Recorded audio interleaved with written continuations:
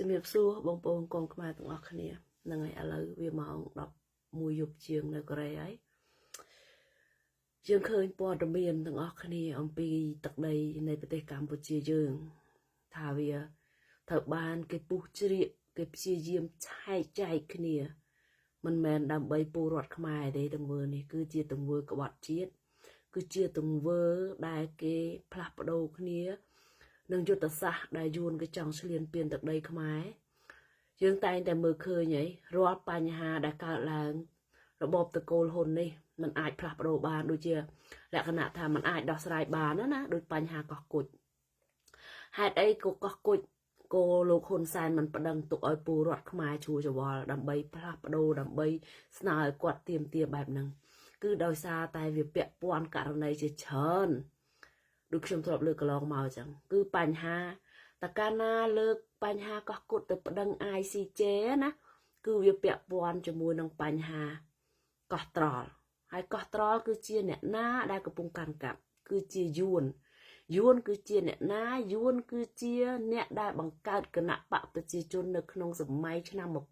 1951ណាគេបង្កើតគណៈបកកុម្មុយនីសឡាវគណៈបកកុម្មុយនីសយួនគណៈបកកុម្មុយនីសកម្ពុជាណាហើយមករហូតគេបន្តដល់រាល់ថ្ងៃហ្នឹងអាហ្នឹងជាសាវតាហេតុអីក៏គេមិនព្រមទៅប្តឹងដើម្បីការពារបូរណភាពជាតិណាគេព្យាយាមពុះជ្រៀកហែកកម្ពុជាដើម្បីរក្សាអំណាចរក្សាទ្រព្យសម្បត្តិពូជពង្សតកូលរបស់គេទាំងដែលប្រទេសកម្ពុជាគឺជាប្រទេសរួមរបស់ពលរដ្ឋខ្មែរទាំងអស់គ្នាជាកម្មសិទ្ធិរួមបងប្អូនណា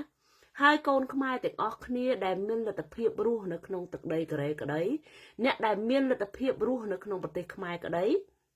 សូមឲ្យគិតថាពេលដែលយើងរកស៊ីមានបានពេលដែលយើងខ្លាចជាអ្នកមាននេះហើយពេលដែលយើងត្រឡប់ទៅប្រទេសវិញនេះប្រទេសយើងត្រូវបានគេគ្រប់គ្រងសួរថាតើមានគិតថាយើងនឹងខ្លាយទៅជាមនុស្សម្នាក់ឬក៏ប្រជាជនដែលមានម្ចាស់ដើមជាប្រទេសហើយរស់នៅក្រោមអាណានិគមគេតើវាស្រួលណាស់ទៅឬណាយើងអាចរស់បានមួយជីវិតយើងក៏ប៉ុន្តែយើងរស់បែបថោកទាបរស់បែបថារស់តែអញមិនបាច់ចាំឲ្យអាណារស់ទេអញ្ចឹងណាចង់អាណាបាត់ដីអីបាត់ទៅណាចង់បាត់ពូជសាសអីបាត់ទៅអានេះគឺជាប្រភេទសត្វដេរឆានដែលវាអត់ខ្វល់ពីប្រទេសជាតិហើយខ្ញុំនិយាយនេះមិនមែនខ្ញុំតាំងចិត្តថាខ្ញុំនឹងស្រឡាញ់ជាតិតែឯងទេប៉ុន្តែខ្ញុំចង់និយាយនេះឲ្យកូនខ្មែរទាំងអស់គ្នាជាពិសេសអ្នកនៅក្រៅប្រទេសនៅពេលដែលយើងរស់រៀនមានជីវិតយើងមានឱកាសរស់ក៏ប៉ុន្តែយើងអត់បានខ្វាយខ្វល់ពីប្រទេសជាតិហើយយើងមកធ្វើជារនុកក្នុងឬក៏មកធ្វើជាអ្នកដែលមកចាក់អូចចាក់រុកពលរដ្ឋខ្មែរឬក៏ចាំព្យាយាមបំបាក់ខ្មែរមិនឲ្យការពារទឹកដីនេះថ្ងៃនេះយើងខ្លាចថាយើងគ្មានឱកាសទៅស្រុកប៉ុន្តែយើងមានដែរគិតទេថាយើងនឹងលែងមានប្រទេសជាតិមួយឬក៏គេហៅថាប្រទេសកម្ពុជាដែលជាកំណើតពូជសាសន៍ខ្លួនឯងហ្នឹងវាលែងមានតែយើងធ្លាប់គិតចឹងហ៎ខ្លាចមិនបានចូលស្រុកប៉ុន្តែខ្លាចអត់ដែលខ្លាចថាបាត់ប្រទេសលែងបានចូលទេអានេះហើយជាចំណុចមួយដែលកូនខ្មែរត្រូវភ្ញាក់ស្មារតីឡើង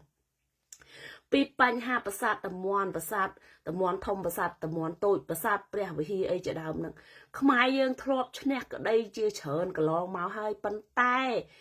អារដ្ឋាភិបាលអាយ៉ងបរទេសនេះវាធ្លាប់គិតគូរយកច្បាប់ហ្នឹងមកដោះស្រាយជាមួយនឹងសៀមហ៎វាមិនហ៊ានទេដោយសារតែវាមានបញ្ហាជាច្រើនដើម្បីឲ្យសៀមត្រួតក្បាលខ្មែរជាង2លានអ្នករស់នៅប្រទេសសៀមហ្មងហើយកុំឲ្យប្រជាពលរដ្ឋខ្មែរនៅក្នុងប្រទេសសៀមធ្វើអីបានបងប្អូនខ្មែរដែលរស់នៅក្នុងប្រទេសថៃអ្នកដែលធ្វើពលករពិបាកតោកយ៉ាកម្រិតណាមិនថាសៀមមិនថាតម្រួតថៃនឹងវាព្យាយាមគៀបពលរដ្ឋខ្មែរមកជុំឯងងុំអាមន្ត្រីខ្មែរយើងនឹងវាទៅតាមយាយីពួកគាត់ទៅទៀតហើយបងប្អូនកូនខ្មែររស់នៅក្នុងប្រទេសថៃជាជនភៀសខ្លួនរស់ពិបាកណាស់តើសួរថាពលរដ្ឋខ្មែរឯណាដែលចង់ចំណាក់ស្រុកពលរដ្ឋខ្មែរឯណាដែលចង់ទៅរស់នៅវេទនាស្រុកគេដោយសារតែអាស្រុកសន្តិភាពនេះវារស់វាមិនកើតណាអាស្រុកសន្តិភាពដែលស្រេចក្តែងនេះវានៅវាវេទនាហើយប៉ុណ្ណឹងហើយកូនខ្មែរនៅក្រៅប្រទេសសួរថាចេះឈឺចាប់ទេបើថាมันឈឺទៀតមិនដឹងថាមានខួរក្បាលដែរអត់ទេក្នុងខ្លួនហ្នឹងណាហើយគុំថារបៀបស្រឡាញ់ជាតិហើយអូខ្ញុំស្រឡាញ់ជាតិតែក្នុងចិត្តទេតែអាសកម្មភាពស្ងាត់ឲ្យឈឹង ôខ្ញុំស្រឡាញ់ជាតិáខ្ញុំអត់ហ៊ានចេញធ្វើអីទេខ្ញុំខ្លាចមិនបានចូលស្រុក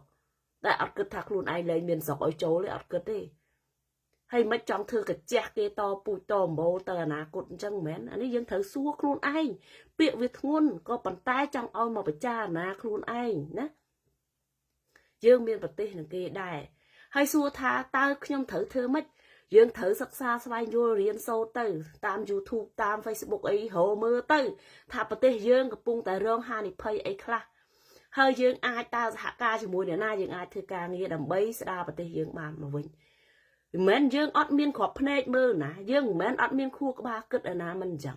ក៏ប៉ុន្តែអាអ្នកមានភ្នែកមិនចង់ធ្វើភ្លឺហ្នឹងក៏វាពិបាកអាអ្នកមានខួរក្បាលគិតមិនចង់គិតហ្នឹងវាពិបាក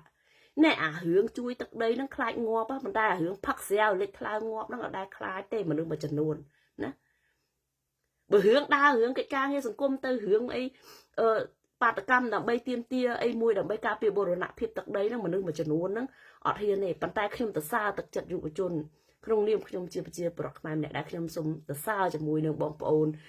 ពីបញ្ហាការពារកោះកុដហើយអារូបភាពយើងហ្នឹងវាមានតម្លៃយើងអាចយកទៅដាក់ទៅតាមអង្គការសិទ្ធិមនុស្សឬអង្គការពិភពលោកផ្សេងៗឲ្យគេឃើញថាពលរដ្ឋខ្មែរមិនទទួលដឹងគឺមិនព្រមដាច់ខាតឲ្យរដ្ឋាភិបាលដឹកនាំឲ្យបាត់បង់កោះបាត់បង់ដីបែបហ្នឹងទេអានេះយើងត្រូវដឹងសម្លេងខ្លួនឯងឲ្យច្បាស់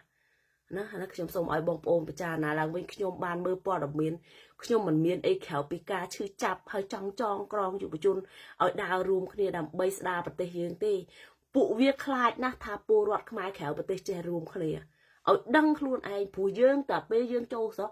វាមិនឲ្យយើងងើបក្បាលរួចទេយើងនៅក្រៅប្រទេសយើងមានឱកាសមានសម្លេងបញ្ចេញមតិដើម្បីការពារប្រទេសហេតុអីក៏យើងមិនធ្វើគិតមិនមែនថារហូតធ្វើការងារ4ឆ្នាំ10ខែហ្នឹងអាចទៅខ្លាចជាស្ថិរនៅស្រុកខ្មែរគិតមិនមែនគណៈដែលប្រទេសមួយកំពុងតែពុករលួយតាមប្រព័ន្ធពុករលួយសួរពីក្រោមដល់លើនេះហ៎ហើយធ្វើកញ្ជះគេពីអាថ្នាក់តូចរហូតដល់ថ្នាក់មន្ត្រីជាន់ខ្ពស់រហូតដល់នាយករដ្ឋមន្ត្រីធ្វើកញ្ជះបរទេសនេះហ៎សួរមើលគេដឹកនាំគេអភិវឌ្ឍឲ្យពលរដ្ឋខ្មែរលហេមលហាមគេអភិវឌ្ឍឲ្យពលរដ្ឋខ្មែរខ្លាយទៅជាជនចំណាក់ស្រុកច្រើនជាងគេណាគេអភិវឌ្ឍបែបហ្នឹងសบายចិត្តណាស់មែនអ្នកអរគុណសន្តិភាពទាំងឡាយ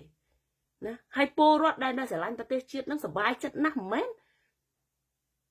បើសិនជាអាចទម្លាក់កែវស្រាសិក្សារៀនពីប្រទេសជាតិយើងទាំងអស់គ្នាមានតែពួកយើងចំនួនយើងនឹងឲ្យការពារទឹកដីទុកឲ្យកូនចៅយើងចំនួនក្រោយកុំឲ្យខ្លាយទៅជាខ្មោចងាប់ហើយគ្មានអ្នកសែនណាព្រោះអត់មានអ្នកចេះខ្មែរគីឡូយួនមកសែនខ្មោចខ្មែរមិនមែនថាចង់ថាជនជាតិយួនទេថាកូនខ្មែរអនាគតទៅវាខ្លាយទៅជាយួនហើយវាមកសែនខ្មោចយើងហើយវាអត់ចេះនិយាយខ្មែរឯងវាអត់ចេះយួននេះណាឲ្យប្រយ័ត្នខ្លួន